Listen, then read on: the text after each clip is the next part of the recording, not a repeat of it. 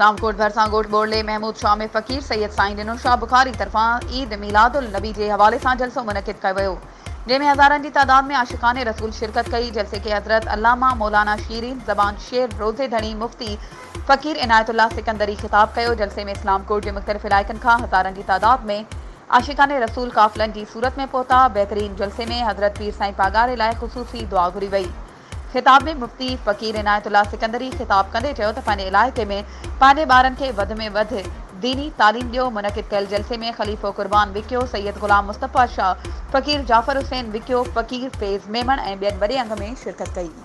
वधीक ख़बरुनि ऐं अपडेट्स जे लाइ असांजे चैनल खे सब्सक्राइब कयो ऐं हा, बेल आइकन खे प्रेस करणु न विसारिजो त जीअं असांजी हर नई अचण वारी वीडियो तव्हां ताईं पहुची।